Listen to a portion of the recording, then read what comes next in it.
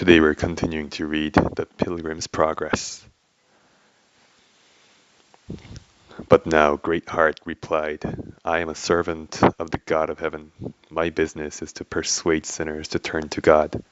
I am commanded to do my best to turn men, women, and children from darkness to light, and from the power of Satan unto God.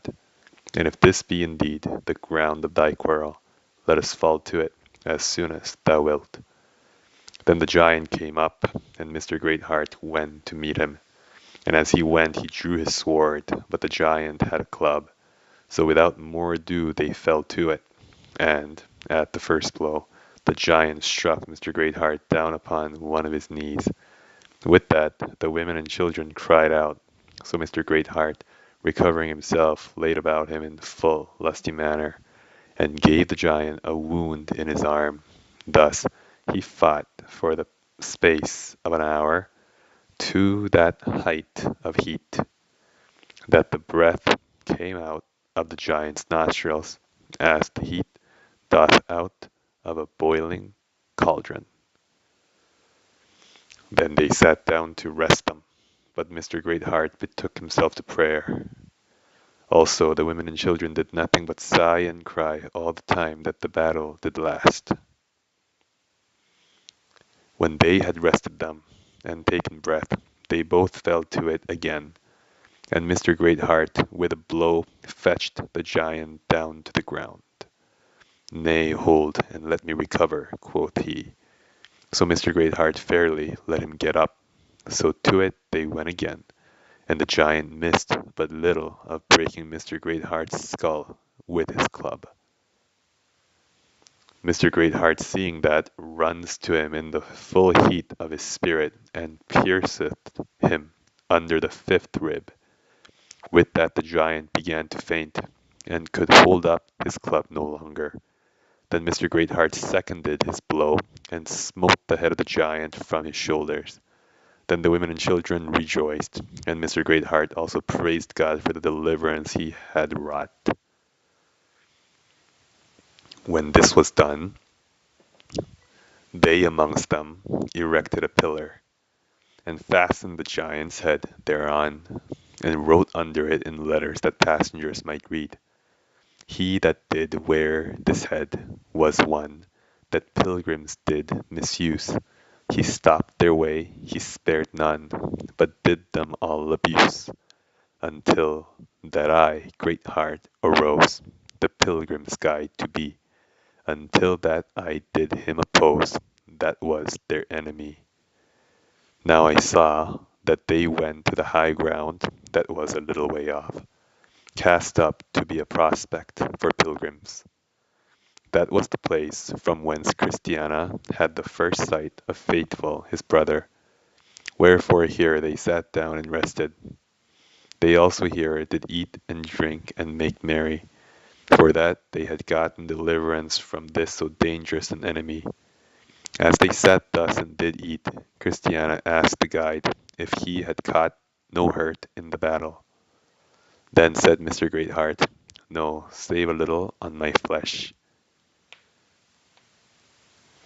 Yet that also shall be so far from being to my harm, that it is at present a proof of my love to my master and you, and shall be a means, by grace, to increase my reward at last. But were you not afraid, good sir, when you saw him come out with his club? It is my duty, said he, to mistrust my own ability, that I may have trust in him who is stronger than all. But what did you think when he fetched you down to the ground at the first blow? Why, I thought, replied he, that so my master himself was served, and yet he it was that conquered at the last. When you all have thought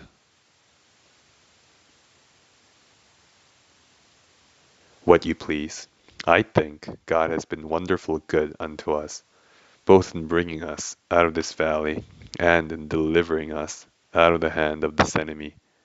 For my part, I see no reason why we should distrust our God any more, since he has now, and in such a place as this, given us such proof of his love as this. Then they got up and went forward. Now, a little before them stood an oak, and under it, when they came to it, they found an old pilgrim fast asleep. They knew that he was a pilgrim by his clothes, and his staff, and his girdle. So the guide, Mr. Greatheart, awaked him, and the old gentleman, as he lifted up his eyes, cried out, "What's the matter? What are you, and what is your business here? Come, man, be not so hot. Here are none but friends." Yet the old man gets up and stands upon his guard, and will know of them what they are. Then said the guide, "My name is Greatheart. I am the guide of these pilgrims that are going to the celestial country." Then said Mr. Honest, "I cry you mercy. I feared that you had been of the company of those that some time ago did rob Little Faith of his money. But now I look better about me. I perceive you are honester people. Why, what would or could you have done to have helped yourself, if we indeed had been of that company? Done! Why, I would have fought as long as breath had been in me, and had I so done, I am sure you could never have given me the worst on't, for a Christian can never be overcome unless he shall yield of himself." "Well said, Father Honest," quoth the guide, "for by this I know thou art a cock of the right kind, for thou hast said the truth. And by this also I know that thou knowest what true pilgrimage is, for all others do think that we are the soonest overcome of any.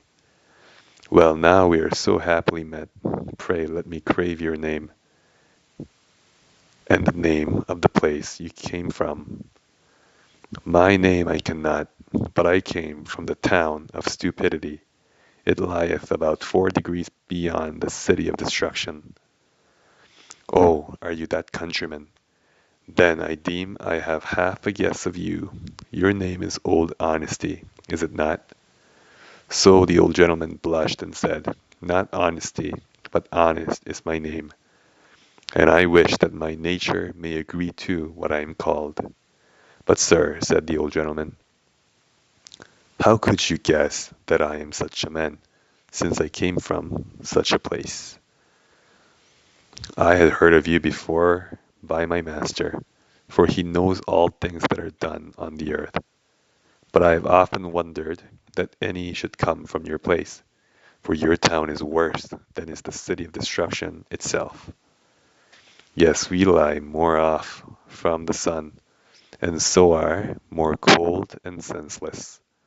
But were a man in a mountain of ice, yet if the sun of righteousness should rise upon him, his frozen heart shall feel a thaw, and thus it hath been with me."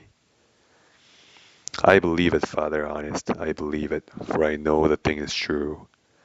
Then the old gentleman saluted all the pilgrims with a holy kiss of love, and asked them their names, and how they had fared since they had set out on their pilgrimage. Then said Christiana, "My name I suppose you have heard of. Good Christian was my husband, and these are his children." But can you think how the old gentleman was taken when she told him who she was? He skipped, he smiled, he blessed them with 1,000 good wishes, saying, "I have heard much of your husband, and of his travels and wars which he underwent in his days. Be it spoken to your comfort, the name of your husband rings all over these parts of the world. His faith, his courage, his enduring, and his sincerity under all, have made his name famous." Then he turned him to the boys, and asked them their names, which they told him. Then he said unto them, "Matthew, be thou like Matthew the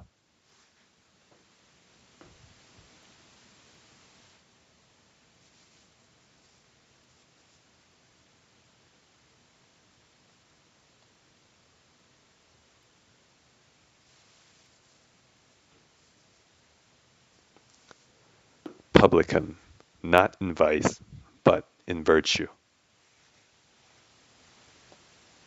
Samuel, said he, be thou like Samuel the prophet, a man of faith and prayer. Joseph, said he, be thou like Joseph in Potiphar's house, pure, and one that flees from temptation. And James, be thou like James the just, and like James the brother of our Lord. Then they told him of Mercy, and how she had left her town and her kindred to come along with Christiana and with her sons. At that the old honest man said, Mercy is thy name. By mercy shalt thou be sustained and carried through all those difficulties that shall attack thee in thy way, till thou shalt come thither where thou shalt look the fountain of mercy in the face with comfort.